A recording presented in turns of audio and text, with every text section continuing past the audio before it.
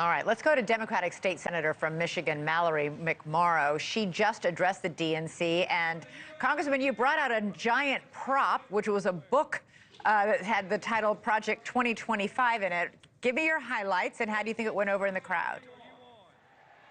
I did. I think it went over great. The energy in the room is electric.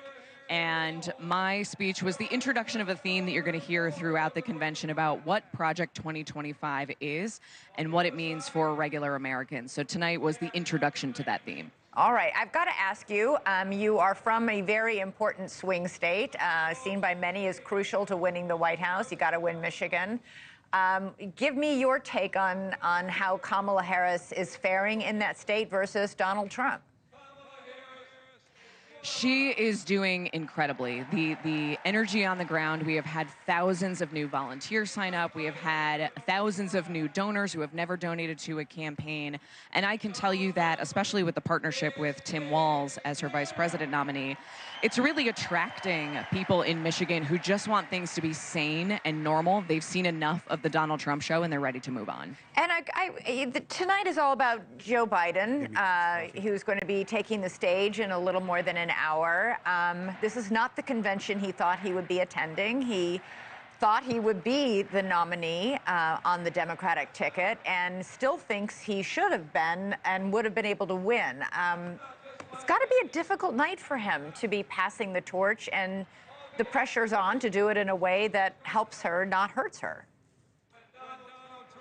You know, I think that's right. But I think that what we've heard on the ground from residents in Michigan is there is such an incredible level of respect for a man in President Biden who decided to put the country above his own personal ambitions and the belief that, you know, he could run and win again. This is a stark contrast between somebody who truly puts America first and somebody who just says it and puts himself first. What does he need to do tonight? Because we know that polls show a surprisingly large percentage of voters feel like they really don't know who Kamala Harris is. I think in President Biden's speech, it's to really introduce her to the country and talk about why she was his choice to be vice president and why she is ready on day one. I think that it is making the case that a lot of the work that has been accomplished under the Biden-Harris administration will continue. And we see President Biden's approval rating rising since his announcement to step back. So I just think the amount of respect, the amount of adulation is going to lead to this introduction of her to the nation. Still, it's tricky. You know, there's a little bit of, it's two things at once, which is tying yourself to the successes of the Biden administration as you perceive them to be, and yet also showing and portraying yourself as change and new and forward-looking. That's right. And I think that he is giving her some space to start to separate herself, start to define herself. But then there's also just the overarching message that we now have a new generation of candidates. The fact that I am at this convention, I'm a young face in the Democratic Party and got a space on the primetime stage here. This is a man and a president who is excited and ready to pass the torch to the next generation and giving them space to define who they are and the direction that they're going to take this country.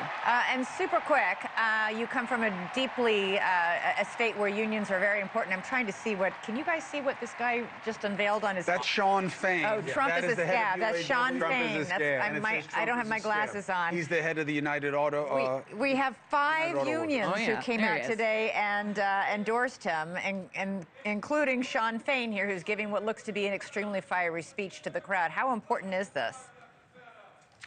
This is so important. We have seen a revitalization of the labor movement at a moment when wages are so important, when the ability to provide a career to your family is so important. We saw this led out of Michigan and led by Shawn Fain. So the fact that you see such a united front from labor here tonight sends a huge message to a place like Michigan.